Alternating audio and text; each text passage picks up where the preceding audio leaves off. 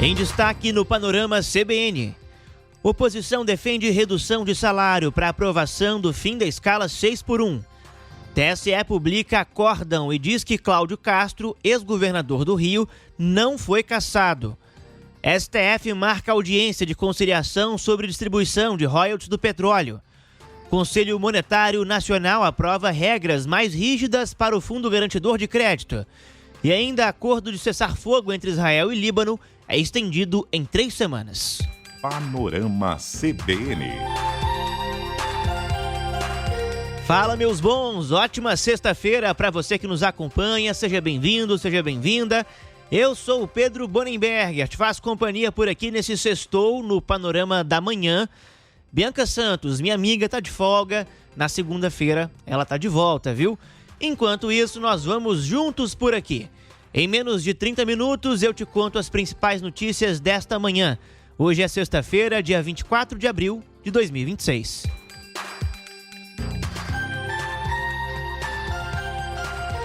E a gente começa falando da escala 6x1, tema importante para muitos trabalhadores brasileiros. Parlamentares da oposição ao governo defendem a desoneração da folha de pagamento para compensar o fim da escala 6x1. Essa PEC foi aprovada na Comissão de Constituição e Justiça da Câmara e agora vai ser analisada numa comissão especial. O deputado bolsonarista Paulo Bilinski defende a redução de salário se houver diminuição da jornada. Ele vai continuar recebendo proporcionalmente pelo trabalho prestado. Se ele quiser trabalhar menos, ele vai receber menos. Se ele quiser trabalhar mais, ele vai receber mais. E aí é da índole de cada indivíduo. A minha vida inteira eu sempre trabalhei mais. O governo defende a redução da jornada de 44 para 40 horas semanais, sem diminuição do salário. O Planalto também é contra algum tipo de compensação, como é o caso, por exemplo, da desoneração na folha, alegando que o grande benefício vai ser a saúde do trabalhador. O presidente da Câmara promete instalar a comissão especial para discutir essa PEC na semana que vem já, gente.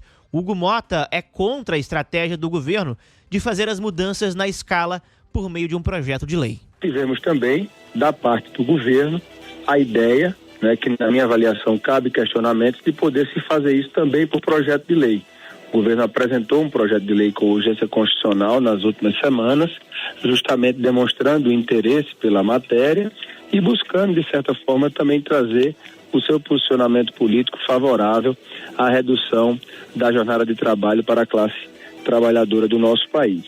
Com essa discussão, nós primeiro colocamos a tramitação por PEC, porque entendemos ser o veículo legislativo correto para tratar, na nossa Constituição, da redução da jornada de trabalho.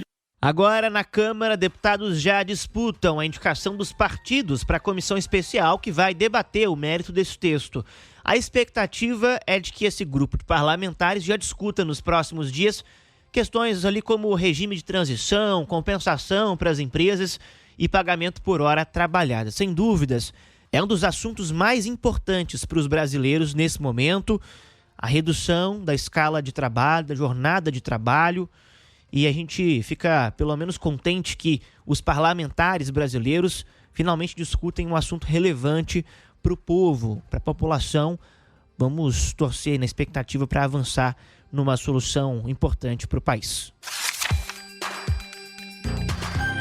O Tribunal Superior Eleitoral publicou um documento que traz o resultado do julgamento que tornou o ex-governador Cláudio Castro inelegível por abuso de poder político e econômico nas eleições de 2022. Cláudio Castro, claro, ex-governador do Rio de Janeiro.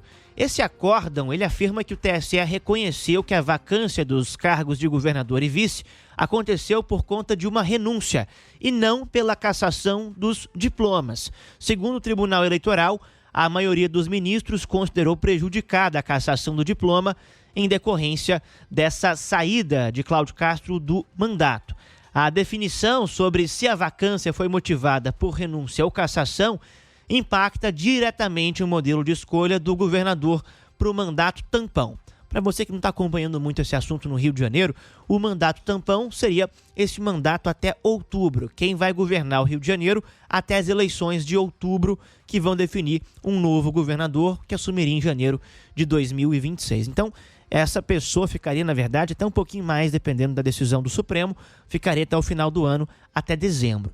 Quando há cassação por decisão da Justiça Eleitoral, por algum crime eleitoral, por exemplo, é convocada uma nova eleição direta, com voto popular. Os eleitores vão às urnas votar. No caso de alguma outra motivação, como a renúncia, os estados podem definir o modelo de escolha, sendo que o Rio de Janeiro, na lei do estado, já optou por uma eleição indireta, feita pelos deputados estaduais na Assembleia Legislativa. Na prática, então, o TSE deixa em aberto para o STF, que vai decidir aí sim qual será o modelo de escolha para o mandato tampão. O julgamento no STF está paralisado, gente, já há 2 semanas por um pedido de vista do ministro Flávio Dino. Ele tinha prometido, inclusive, devolver esse caso quando o acórdão do TSE fosse publicado. Então, agora, com essa publicação, existe uma expectativa. Quando o julgamento foi paralisado, o placar estava 4-1 em favor de uma eleição indireta pelos deputados. Ainda há votos a serem computados, claro. Atualmente, o governo do Rio está sob responsabilidade do presidente do Tribunal de Justiça do Rio, o desembargador Ricardo Couto. Ontem, o novo presidente da Alerj, o deputado Douglas Ruas, do PL, pediu ao STF para assumir imediatamente o governo do estado. Esse pedido foi feito e enviado ao relator do caso, o ministro Luiz Fux. Há 1 mês no cargo de governador já, o desembargador Ricardo Couto está fazendo por aqui um pente fino nas contas públicas, com a revisão de quase 7 mil contratos e também exoneração de centenas de servidores em cargos comissionados. Para o cientista político Josué Medeiros, o principal objetivo de Couto é evitar o uso político da máquina pública. Então, as exonerações, a suspensão das licitações, são processos que vão nesse sentido, de impedir aí um fluxo em que, né, o antigo governador e o grupo dele faziam políticas públicas, ao mesmo tempo estruturavam candidaturas. Então isso tem aspectos positivos, né, de tornar a próxima eleição para governador mais igual, mas também tem alguns aspectos problemáticos, né? O primeiro é a autonomia de algumas áreas do governo para continuar fazendo o que querem. O acórdão do TSE, gente, na prática, pode favorecer o grupo político de Cláudio Castro, porque o plano do PL era justamente evitar uma cassação por motivo eleitoral e aí tentar estabelecer uma eleição indireta, que elegeria sem grandes dificuldades na Assembleia do Rio um deputado do PL, que é pré-candidato da legenda ao governo do Rio nas eleições de outubro. Estamos falando aqui de Douglas Ruas, deputado do PL aqui no estado do Rio de Janeiro. No entanto, essa questão só vai ser decidida na prática depois do julgamento no Supremo. Ainda não há data marcada para o retorno da vista do ministro Flávio Dino, e o que pode acontecer na prática é esse julgamento aguardar, inclusive, a chegada de um novo ministro. Hoje o STF trabalha apenas com 10 magistrados. A expectativa é que Jorge Messias, indicado pelo presidente Lula à vaga, seja sabatinado no Senado no dia 29 de abril. Vamos acompanhar essas expectativas por aqui. Mais um capítulo, mais uma página na novela envolvendo o ex-governador de Minas Gerais, Romeu Zema, e o ministro do STF, Gilmar Mendes. Agora, Gilmar Mendes admitiu que errou ao atribuir o homossexualismo a um tipo de ofensa. O decano do STF fez associação ao criticar as sátiras feitas contra ele pelo ex-governador de Minas, Romeu Zema. O ministro deu a declaração durante entrevista ao portal Metrópolis, quando explicava a inclusão do pré-candidato do Novo no inquérito das fake news. Se começamos a fazer piadas com coisas sérias, com as instituições, imagine que nós comecemos a fazer bonecos do Zema como homossexual. Será que não é ofensivo? Ou se fizermos ele roubando dinheiro no Estado, será que não é ofensivo? É correto brincar com isso? Homens públicos podem fazer isso? É só essa questão. É só isso, é isso que precisa ser avaliado. Nas redes sociais, Romeu Zema ironizou as declarações do ministro Gilmar Mendes. Gilmar, tô achando isso uma vergonha. Você pode mandar fazer boneco meu de homossexual, de ladrão, do que você bem entender. Pode me satirizar à vontade. O que você não pode fazer é comparar homossexual com ladrão. Sério que você acha a mesma coisa chamar alguém de homossexual ou de ladrão? aí você mostrou todo o seu mais puro preconceito por o Brasil. E que história é essa de que sátira tem limites? Parece que você até está com saudade da ditadura, quando os poderosos mandavam prender humoristas. Vamos parar com isso, Gilmar. Depois da repercussão, o ministro Gilmar Mendes usou uma postagem na plataforma X para pedir desculpas. Pessoal, o magistrado reconheceu ali que errou ao citar a homossexualidade quando se referiu ao que seria uma acusação injuriosa contra o ex-governador de Minas. O Gilmar Mendes reiterou que vai enfrentar ao que chamou de indústria de difamação e acusações caluniosas contra o Supremo Tribunal Federal. E aí, gente, fato é que essa história está até se cansando já, né? Todo mundo já cansado dessa novela, mas o STF vai ser um dos debates centrais das eleições presidenciais em outubro. A gente precisa falar sobre isso aqui. Olha, uma pesquisa da Genial Quest, realizada entre os dias 10 e 13 de abril, já falamos dela aqui na CBN, mostrou que o percentual de pessoas que não confiam no STF no Brasil chegou ao patamar recorde de 53%. É muita gente, é um percentual elevadíssimo. E aí candidatos de todos os lados políticos já observam que essa questão vai ser importante nas eleições e vem incorporando isso no discurso. Enquanto alguns adotam um tom um pouco mais moderado, o ex-governador de Minas, Romeu Zema, está se colocando ali abertamente anti-STF, colocando o seu nome como o candidato anti-STF. E ele tenta ganhar o discurso público sobre esse tema. O Flávio Bolsonaro do PL, por exemplo, ele fala num afastamento de ministros, um tom um pouco mais moderado ainda que Zema. Ronaldo Caiado, do PSD, defende apenas um mandato de 10 anos para ministros do Supremo. E Lula, do PT, também modera o tom.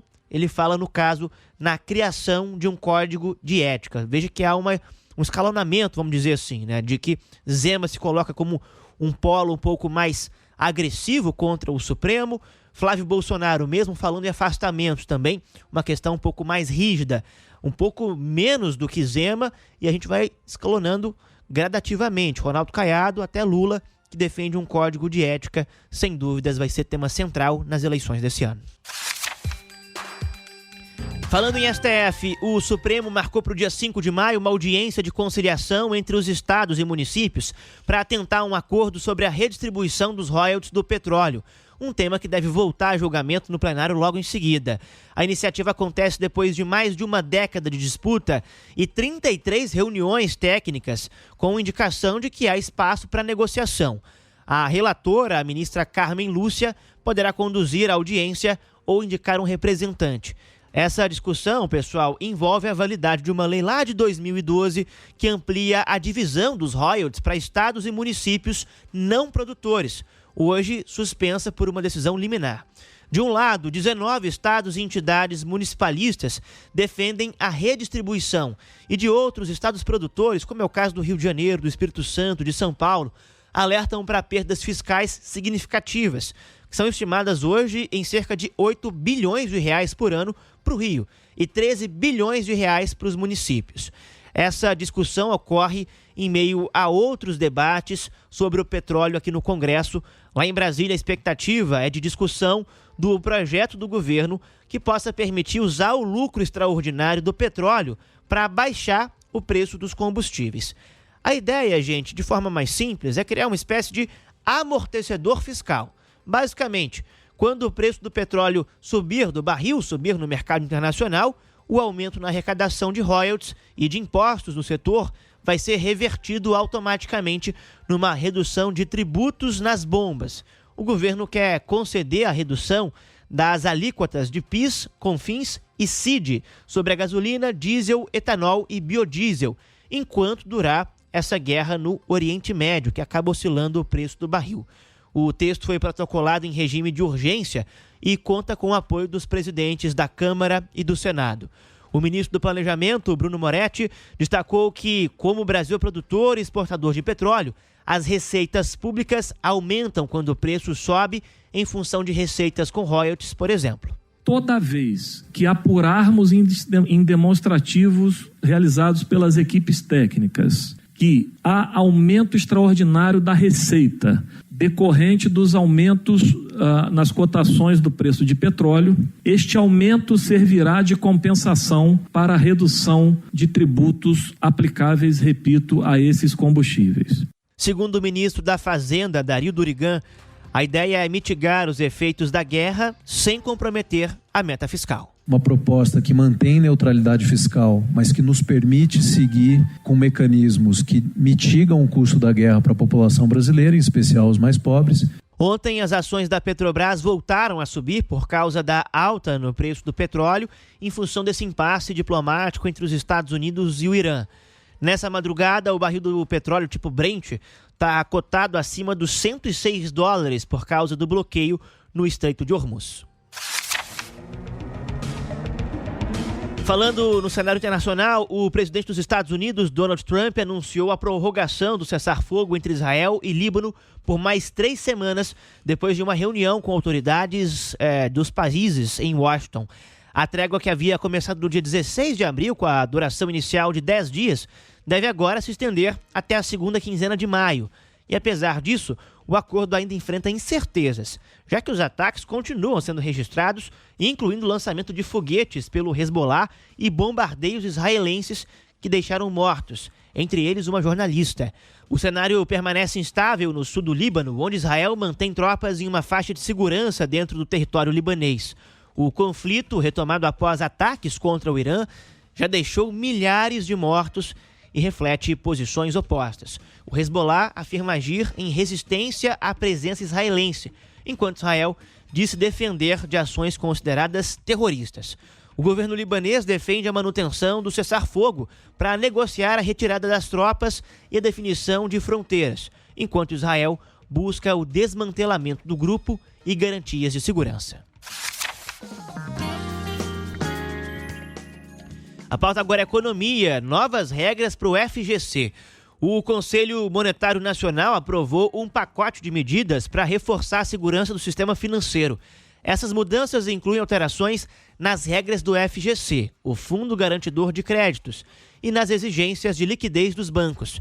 O objetivo é reduzir riscos e evitar distorções na captação de recursos.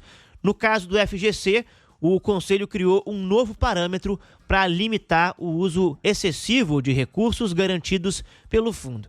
Olha, claro, vale lembrar que isso acontece depois das polêmicas e dos escândalos envolvendo o Banco Master. Pessoal, a partir de agora, as instituições terão que observar o ativo de referência, um indicador que leva em conta a qualidade e a diversificação dos ativos. Se o volume de captações com cobertura do FGC ultrapassar esse limite, o banco vai ser obrigado a direcionar parte dos recursos para títulos públicos federais, considerados um pouco mais seguros. As mudanças ocorrem em meio a esse movimento mais amplo do Banco Central para endurecer as regras de captação com garantia de fundo, especialmente depois do escândalo do Banco Master, claro. O banco de Daniel Vorcaro oferecia prêmios acima da média do mercado, contando apenas com a garantia do FGC. Considerando as liquidações do Banco Master, do Ewbank e do Pleno, a fatura de proteção ao investidor vai ficar em quase 52 bilhões de reais. O banqueiro Daniel Vorcaro está preso em Brasília e estaria negociando um acordo de delação premiada. Quem também está preso e busca uma colaboração é o ex-presidente do Banco de Brasília, Paulo Henrique Costa. Inclusive, hoje à noite termina o julgamento na segunda turma do Supremo para manter ou revogar a prisão desse executivo. Para o advogado criminalista Antônio Rodrigo Machado, a eventual delação de Paulo Henrique Costa não deve competir com a de Vorcaro. Pode ser que o Paulo ele traga mais informações sobre a conjuntura no Distrito Federal e como todas as negociações foram feitas. O Vorcaro ele pode atingir uma imensidão de agentes públicos pelas informações também que a imprensa divulga. Ainda sobre o Banco Master, rapidamente aqui, gente, a Folha de São Paulo conta hoje que uma empresa pouco conhecida no centro do Rio de Janeiro recebeu ao menos 126 milhões e 600 mil reais do Banco Master por supostos serviços entre 2022 e 2025. Esse valor recebido pela firma supera pagamentos ao escritório de Viviane Barsi, a mulher do ministro Alexandre de Moraes, e foi o terceiro maior repasse. A Folha destaca ainda inconsistências no perfil do sócio administrador, o Gilson Bahia Vasconcelos, que já recebeu auxílio emergencial, tem uma dívida ativa de 12 milhões e 500 mil reais e responde por processos por estelionato. A defesa do empresário diz que ele é inocente e que movimentações financeiras foram realizadas dentro da legalidade. O presidente dos Correios, Emanuel Schmidt Rondon, admitiu que a empresa vive problemas financeiros e afirmou que a questão está ligada à dificuldade de receitas e a uma estrutura rígida de despesas. A declaração foi dada depois de um anúncio dos resultados financeiros dos Correios, que acumularam um prejuízo de 8 bilhões e meio de reais em 2025, segundo o balanço divulgado pela estatal. Com o resultado, a empresa acumula 14 trimestres seguidos de rombo nas contas. Em 2023, o déficit até caiu um pouco, mas em 2024 voltou a piorar, passando de 2 bilhões e meio de reais e mais que triplicou no passado. Segundo a estatal, a principal despesa em 2025 foi o pagamento de precatórios de quase 6 bilhões de reais. A empresa teve uma receita bruta de 17 bilhões, uma queda de 11% em relação ao ano anterior. O presidente dos Correios, Emanuel Schmidt Rondon, falou sobre essas dificuldades da estatal. É um ciclo vicioso. A empresa teve dificuldade de caixa, a dificuldade de caixa gera dificuldade de pagamento a fornecedores, isso afeta a operação. Ao afetar a operação, a gente macula a capacidade de aumentar volume ou de gerar novos contratos. A despesa geral, ela não para. Por mais que a gente tenha dificuldade em receita, como a gente tem uma estrutura de custo que ela é muito rígida, ela está bem ancorada em custos que têm características de custos fixos. Quando a gente tem uma queda de receita, a gente não consegue diminuir a despesa no mesmo momento para poder fazer esse equacionamento. Os Correios também anunciaram que o resultado parcial do plano de reestruturação para tentar tirar a empresa da crise está abaixo do esperado. A empresa esperava que 10 mil trabalhadores entrassem no plano de demissão voluntária, mas pouco mais de 3 mil aderiram. Para falar de imposto de renda, mais de 260 mil contribuintes já caíram na malha fina do imposto de renda por causa de divergências nas informações. A Receita identificou, por exemplo, casos em que as empresas enviaram informações diferentes para o fisco e para o informe de rendimento. Esse documento que é entregue ao empregado e usado por ele na hora de fazer a declaração do imposto de renda. O auditor fiscal Vinícius Lara de Oliveira explicou o que o contribuinte deve fazer nesse caso. Se houver divergência, é importante que ele comunique à empresa para que seja verificado onde está esse problema, para que seja feita a correção. Se o contribuinte fez a declaração está retida em malha e há um erro que a empresa entrega uma retificadora e corrige, automaticamente ele é liberado da malha. Ele não precisa fazer nada. Lembrando, gente, o prazo para enviar o documento, para enviar a declaração, termina no dia 29 de maio. Já lemos os jornais, trazemos os destaques para vocês aqui, os principais destaques de alguns dos principais jornais do país. Vamos começar pelo O Globo. O Mercosul deve discutir a possível volta da Venezuela ao bloco diante de mudanças recentes no país, depois da saída de Nicolás Maduro e a aproximação de Caracas com outros países. Essa ideia, essa tese foi defendida pelo vice-presidente Geraldo Alckmin, que afirmou que a suspensão pode ser reavaliada, já que agora a Venezuela vive um momento diferente, indicando uma nova dinâmica regional depois de anos de isolamento. É uma ideia importante, está no jornal Globo de hoje, e a gente vai acompanhar com atenção toda essa história. Folha de São Paulo, pessoal, destaca hoje que cresceu a procura no Sistema Único de Saúde por tratamento para parar de fumar. Esse é um dos destaques da capa da Folha. Segundo os dados da reportagem, nos últimos 6 anos, os atendimentos para cessar o tabagismo quadruplicaram no Sistema Único de Saúde. Eram 5 mil, passaram para 19 mil nesse período. O protocolo antitabagismo do SUS prescreve ali atendimento psicológico, individual ou em grupo e também algumas medicações. Só que a matéria pontua também que o Ministério da Saúde não respondeu ainda qual é o percentual de pessoas que concluem o tratamento e que se livram de vez do tabagismo. Alguns especialistas estimam algo entre 10% e 30%. Passando agora para o Estadão, tem uma tensão no Estreito de Hormuz que eleva o preço do petróleo. Falamos um pouquinho aqui por alto sobre isso. E o Estadão traz hoje o noticiário internacional como um dos destaques da capa.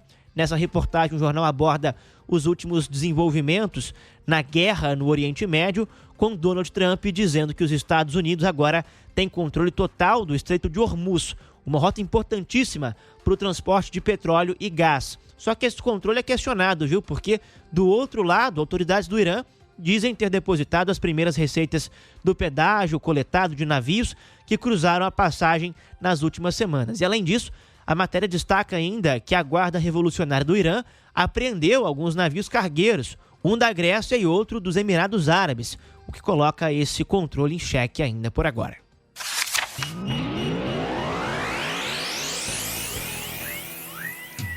Bora falar de futebol. O Palmeiras venceu o Jacuipense por 3-0 na estreia da Copa do Brasil.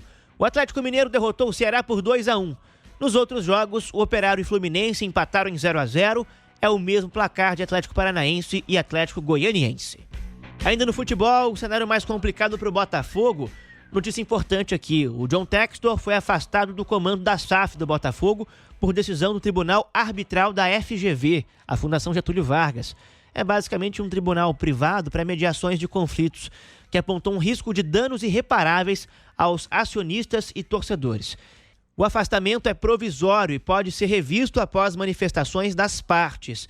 Com a saída do Textor, pessoal, em meio a esse imbróglio no Botafogo, nós já temos uma holding, essa Eagle, que administra o Botafogo, negociando com um novo comprador, enquanto a SAF foi colocada à venda devido às dívidas. Alguns investidores, como a GDA Luma, já aparecem como interessados. Vamos acompanhar essa história também. No tênis, o tenista João Fonseca estreia hoje no Masters 1000 de Madrid, na Espanha, número 31 do ranking mundial. O brasileiro vai enfrentar o croata Marin Cilic. Ele é ex-top 3 na lista da ATP. Essa partida, para você que quer acompanhar, começa por volta de 3 da tarde, 3h30 da tarde, na verdade, pelo horário de Brasília.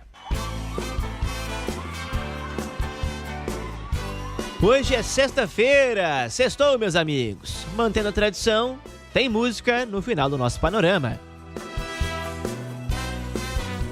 Eu hoje quebro essa mesa, se meu amor não chegar. Reginaldo Rossi. Você, Panolover, não pede, manda por aqui.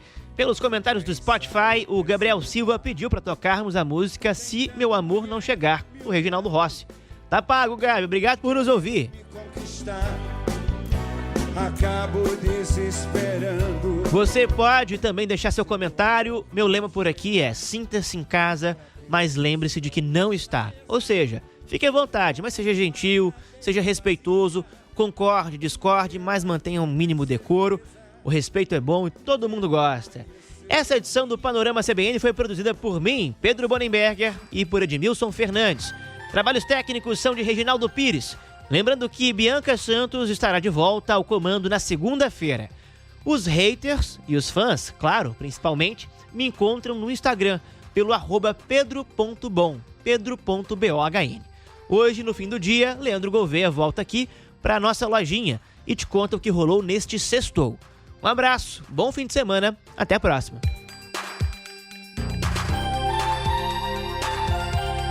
Panorama CBN. As principais notícias do dia em menos de meia hora.